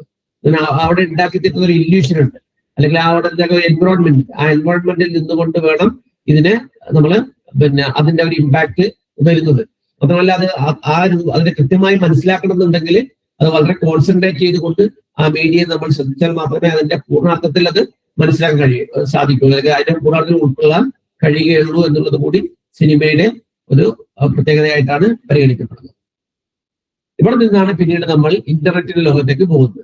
അപ്പോൾ സിനിമയിൽ നിന്നും റേഡിയോയിലേക്കും ടിവിയിലേക്കും, പിന്നെ ടിവിയിലേക്ക് സിനിമ വരുന്ന ഒരു അവസ്ഥയൊക്കെ ഉണ്ടായി. മെക്കാനിക്കൽ മീഡിയയിൽ നിന്നും പ്രിന്റ് മീഡിയ, മെക്കാനിക്കൽ മീഡിയ, അവിടെ നിന്നും ഇലക്ട്രോണിക് മീഡിയ എന്ന് പറഞ്ഞാൽ ഉദ്ദേശിക്കുന്നത് ടിവിയും റേഡിയോയും ടിവിയും. അവിടെ നിന്ന് പിന്നെ നമ്മൾ സൈബർ മീഡിയയിലേക്ക് നമ്മൾ യാത്ര ചെയ്യുന്നു, ഇന്റർനെറ്റ് എന്ന് പറയുന്നത് നമ്മൾ മുമ്പ് സംസാരിച്ചതുപോലെ അതൊരു നെറ്റ്വർക്ക് ഓഫ് നെറ്റ്വർക്ക്സ് ആണ് ഇന്റർനെറ്റ് പറയുന്നത്. ഒരുപാട് കമ്പ്യൂട്ടറുകളുടെ കണക്റ്റഡ് ചെയ്ത കമ്പ്യൂട്ടറുകളുടെ ഒരു കൂട്ടത്തെയാണ് നമ്മൾ ഇന്റർനെറ്റ് എന്ന് പറയുന്നത്. അവിടെയുള്ള ഒരു പ്രോട്ടോകോൾ ആണ് നമ്മൾ HTTP എന്ന് പറയുന്ന ഒരു പ്രോട്ടോകോൾ, ടെക്നിക്കൽ ആയിട്ടുള്ള പ്രോട്ടോകോൾ. അതിനെ ഉപയോഗപ്പെടുത്തിയിട്ടാണ് നമ്മൾ വേൾഡ് വൈഡ് വെബ് എന്ന് പറയുന്ന സംവിധാനം നിലനിൽക്കുന്നത്. നമ്മൾ അറിയുന്ന കാര്യങ്ങളാണ്, നമുക്ക് അതിനെക്കുറിച്ച് കൂടുതൽ ഡീറ്റെയിൽസ് ആയിട്ട് സംസാരിക്കേണ്ടതില്ല എന്നതിനെ മനസ്സിലാക്കുന്നത്. അവിടെ വേൾഡ് വൈഡ് വെബില് നമ്മൾ വേൾഡ് വൈഡ് വെബ് എന്നുള്ള ഇന്റർനെറ്റിന്റെ ഒരു സർവീസ് മാത്രമാണ്. അവിടെയാണ് നമ്മൾ ഡോക്യുമെന്റ്സും നമ്മുടെ ഇമേജസും മറ്റു പലതും നമ്മൾ സ്റ്റോർ ചെയ്യുകയും റീറ്റെയിൻ ചെയ്യുകയും അതിനെ കാണുകയും വായിക്കുകയും മനസ്സിലാക്കുകയൊക്കെ ചെയ്യുന്നത്. പല ആവശ്യങ്ങൾക്ക് വേണ്ടി ഇന്റർനെറ്റ് ഉപയോഗിക്കുന്നു. അതിൽപ്പെട്ട ഒരു സർവീസ് ആയിട്ടാണ് വേൾഡ് വൈഡ് വെബ് എന്ന് പറയുന്ന ഒരു www വരുന്നുണ്ട്. അത് ഇതിന്റെ വരവോട് കൂടിയിട്ട് നമ്മുടെ ലോകം തന്നെ വീണ്ടും മീഡിയ രംഗത്ത് വലിയൊരു ചേഞ്ചസ് വീണ്ടും വരികയാണ്. ഇത് നമുക്ക് പബ്ലിഷ് ചെയ്യുന്നത് വളരെ ഈസിയാക്കി ആളുകൾക്ക് ബ്ലോഗുകൾ എന്ന് പറയുന്ന ഒരു സമയത്ത് ഇന്റർനെറ്റിന്റെ വരവിന്റെ ആദ്യഘട്ടത്തിൽ ബ്ലോഗുകൾ എന്ന് പറയുന്നത് വളരെ വ്യാപകമായിരുന്നു. ആളുകളെ ടെക്സ്റ്റുകൾ ഉപയോഗപ്പെടുത്തി, ഇമേജുകൾ ഉപയോഗപ്പെടുത്തി ആളുകൾ ഓരോരുത്തർക്കും അവരുടേതായ രീതിയിലുള്ള ഒരു മീഡിയ ആയിട്ട് അതിന് ഉപയോഗപ്പെടുത്താനും എഴുതാനും ഒക്കെ കഴിയുന്ന വെബ് ബ്ലോഗ്സ് അല്ലെങ്കിൽ ബ്ലോഗ്സ് ഉണ്ടായിരുന്നു. അല്ലെങ്കിൽ നമ്മുടെ വെബ് ഡയറികൾ എന്ന് പറയാവുന്ന ബ്ലോഗ്സ് ഉണ്ടായിരുന്നു. അത് പിന്നെ ഇപ്പോ ബ്ലോഗിംഗ് ആയി വീഡിയോ ബ്ലോഗായി മാറി. അത് യൂട്യൂബിലൂടെയും മറ്റ് പലതരത്തിലുള്ള സോഷ്യൽ മീഡിയകളിലൂടെയും അതിങ്ങനെ മുന്നോട്ട് പോയിക്കൊണ്ടിരിക്കുന്ന ഒരു കാലഘട്ടത്തിലാണ് നമ്മളുള്ളത്. അപ്പൊ ഇത് അതുപോലെ വളരെ ലോ കോസ്റ്റ് ആയിട്ട് പബ്ലിഷ് ചെയ്യാൻ കഴിയുന്ന ഗ്ലോബൽ ഓഡിയൻസിലേക്ക് ഒറ്റപ്പെടാൻ എത്താൻ കഴിയുന്ന കൊമേഴ്സിനെയും അഡ്വർടൈസിങ്ങിനെയും ഒക്കെ റെവല്യൂഷൻസ് ചെയ്ത നോളജിനെയും ഇൻഫർമേഷനെയും ഡീസെൻട്രലൈസ് ചെയ്യുകയും അതിനെ എല്ലാവർക്കും ആക്സസ് ആക്കുകയും ചെയ്ത ഒരു കാലഘട്ടമാണ് നമ്മുടെ സൈബർ ലോകത്തിന്റെ കാലഘട്ടം എന്ന് പറയുന്നത്. അപ്പൊ ഇതിന്റെ ഒരു എവല്യൂഷൻ എന്ന് പറയുന്നത് നമ്മൾ നേരത്തെ പറഞ്ഞതുപോലെ നമ്മൾ പ്രിന്റിൽ തുടങ്ങി ഫിലിമിൽ നിന്നും റേഡിയോയിൽ നിന്നും TV വഴി നമ്മൾ ഇന്റർനെറ്റിലേക്ക് എത്തുന്ന ഒരവസ്ഥയാണ് ഒരു ചരിത്രമാണ് നമ്മുടെ ഒരു മീഡിയ ചരിത്രം എന്ന് പറയുന്നത്. അതിൽ നമ്മൾ മനസ്സിലാക്കേണ്ടത് പ്രധാനപ്പെട്ട കുറച്ച് കീ ടേംസുകൾ കൂടി ഞാൻ പരിചയപ്പെടുത്തിയിട്ട് ഇന്നത്തെ ക്ലാസ് ഞാൻ അവസാനിപ്പിക്കാം. Radiogenic, telegenic, persistent of vision, blind medium, advocacy journalism, information society, ഇതൊക്കെ ഈ ചാപ്റ്ററുമായി ബന്ധപ്പെട്ട കീ ടേംസുകളാണ്. ഒന്ന് റേഡിയോ ജെനിക് എന്ന് ഉദ്ദേശിക്കുന്നത് contents or scripts specifically designed for the ears. ചെവികൾക്ക് വേണ്ടിയിട്ട്, അതായത് നമ്മൾ കേൾവിക്ക് വേണ്ടിയിട്ട് പ്രത്യേകമായി തയ്യാറാക്കപ്പെടുന്ന കണ്ടന്റുകളെയും സ്ക്രിപ്റ്റുകളെയുമാണ് റേഡിയോജീനിക് എന്ന് പറയുന്നത്. ടെലിജീനിക് എന്നുള്ളത് വിഷ്വൽ വേണ്ടിയിട്ട് ഉണ്ടാക്കിയപ്പെട്ട കണ്ടന്റുകൾക്കാണ്. അതുപോലെ നമ്മുടെ മൂവിയുമായി ബന്ധപ്പെട്ട് നമുക്ക് മനസ്സിലാക്കേണ്ട, അല്ലെങ്കിൽ ഫിലിമുകളുമായി ബന്ധപ്പെട്ട് നമ്മൾ മനസ്സിലാക്കേണ്ട ഒന്നാണ് പേഴ്സിസ്റ്റൻസ് ഓഫ് വിഷൻ എന്ന് പറയുന്നത്. നമ്മുടെ റെറ്റിനയ്ക്ക് ഒരു ഇമേജിനെ പിടിച്ചു നിർത്താനും അതിലൂടെ നമുക്കൊരു മൂവിങ് പിക്ചറിന്റെ ഇല്യൂഷൻ ഉണ്ടാക്കാനും കഴിയുന്ന ഒരു അവസ്ഥയാണ്. അപ്പൊ അതിനെ ബേസ് ചെയ്തിട്ടാണ് ഫിലിം എന്നുള്ള ഒരു മീഡിയ നിലനിൽക്കുന്നത്. അതുപോലെ റേഡിയോയ്ക്ക് പറയുന്ന മറ്റൊരു പേരാണ് ബ്ലൈൻഡ് മീഡിയം എന്ന് പറയും. നമുക്ക് കേൾക്കാൻ മാത്രം കഴിയുന്ന, കാണാൻ കഴിയാത്ത ഒരു മീഡിയം എന്ന് പറയുന്നത്. പ്രിന്റ് മീഡിയയെ ആദ്യം അഡ്വക്കസി ജേർണലിസം ആയിട്ടാണ് ഇന്ത്യയിൽ നിലനിന്നിരുന്നത്. പിന്നീടാണത് ഒരു കൊമേഴ്സ്യലൈസ് ചെയ്യപ്പെടുന്ന ഒരു സംവിധാനത്തിലേക്ക് മാറുന്നത്. ഇൻഫർമേഷൻ മെയിൻ കമ്മ്യൂണിറ്റി ആയിട്ട് വരുന്ന ഒരു സൊസൈറ്റിയാണ് ഇൻഫർമേഷൻ സൊസൈറ്റി എന്ന് പറയുന്നത്. അത് ടിവിയും ഇന്റർനെറ്റിനെയും വരവോട് കൂടിയിട്ട് ഒരു ഇൻഫർമേഷൻ സൊസൈറ്റി രൂപപ്പെട്ടു എന്നുള്ളതാണ് ഈ ഒരു മീഡിയ ചരിത്രത്തിലൂടെ പോകുമ്പോൾ നമുക്ക് മനസ്സിലാക്കാൻ സാധിക്കുന്നത്. അപ്പോൾ ഇന്നത്തെ വിഷയം നമുക്ക് പ്രധാനമായും മാസ് മീഡിയയുടെ പ്രധാനപ്പെട്ട ചില ഘടകങ്ങളെ കുറിച്ചുള്ള വിശദീകരണങ്ങളാണ് നമ്മൾ നൽകിയത്. പ്രിന്റ് മീഡിയയെ കുറിച്ച് നമ്മൾ പറഞ്ഞു, അതിന്റെ ഒരു ഉത്ഭവവും ഇന്ത്യയിലെ വികാസത്തെ കുറിച്ച് നമ്മൾ സൂചിപ്പിച്ചു. അവിടെ നിന്നും പിന്നെ റേഡിയോ, ഫിലിമിനെ കുറിച്ച് മെക്കാനിക്കൽ മീഡിയമായ ഫിലിമിനെ കുറിച്ച് സൂചിപ്പിച്ചു. പിന്നീട് പിന്നെ നമ്മൾ കേൾവിക്ക് വേണ്ടി മാത്രം നമ്മളെ സഹായിക്കുന്ന റേഡിയോ ഇന്റിമേറ്റ് ആയിട്ടുള്ള ഒരു മീഡിയമായിട്ട് പറയപ്പെടുന്ന അതിനെ കുറിച്ച് നമ്മൾ പറഞ്ഞു. പിന്നെ അവിടെ നിന്നും ടിവിയുടെ ഒരു സ്വാധീനത്തെ കുറിച്ച് നമ്മൾ സംസാരിക്കേണ്ടായി, അതെങ്ങനെയാ വന്നത് എന്നുള്ളത്. അവിടെ നിന്നും ഇന്നത്തെ ഏറ്റവും പുതിയ മീഡിയയായ ഇന്റർനെറ്റ് മീഡിയ അല്ലെങ്കിൽ സൈബർ സ്പേസ് എന്ന് പറയുന്ന സൈബർ മീഡിയ എന്ന് പറയുന്ന ആ ഒരു സംവിധാനത്തെ കുറിച്ച് നമ്മൾ സൂചിപ്പിക്കേണ്ടായി. അപ്പൊ മീഡിയയുടെ ചരിത്രം എന്ന് പറയുന്നത് ഈ ഒരു തരത്തിലാണ് മുന്നോട്ട് പോയിട്ടുള്ളത്. അപ്പൊ ഇൻഷാ അല്ലാഹ് നമുക്ക് അടുത്ത ക്ലാസ്സിലെ നെക്സ്റ്റ് യൂണിറ്റിലേക്ക് പോകാം. ഈ വിഷയവുമായി ബന്ധപ്പെട്ട് നിങ്ങൾക്ക് എന്തെങ്കിലും സംശയങ്ങളോ മറ്റൊക്കെ ഉണ്ടെങ്കിൽ നിങ്ങൾക്ക് നമ്മുടെ വാട്സപ്പ് ഗ്രൂപ്പ് വഴി എപ്പോൾ വേണമെങ്കിലും ബന്ധപ്പെടാവുന്നതാണ്. ഇതിന്റെ കൂടുതൽ വിശദവിവരങ്ങൾ നിങ്ങളുടെ യൂണിറ്റിലുണ്ട്. അതോടൊപ്പം തന്നെ നിങ്ങൾക്ക് പിന്നെ മറ്റു വിശദമായിട്ട് വേണമെങ്കിൽ നിങ്ങൾക്ക് നെറ്റിലൂടെ അന്വേഷിച്ചാൽ ഇതിന്റെ ഡീറ്റെയിൽസ് ആയ കാര്യങ്ങളൊക്കെ മനസ്സിലാക്കാനും വളരെ ഈസിയാണ്. ഇതുമായി ബന്ധപ്പെട്ടുള്ള കീവേഡ്സും കാര്യങ്ങളും ഒക്കെ നിങ്ങൾ മനസ്സിലാക്കി വെക്കുക. എക്സാമിന് അത് ഹെൽപ്പ് ചെയ്യും. So thank you all for listening. Inshallah, it is meet next time. Assalamu alaikum.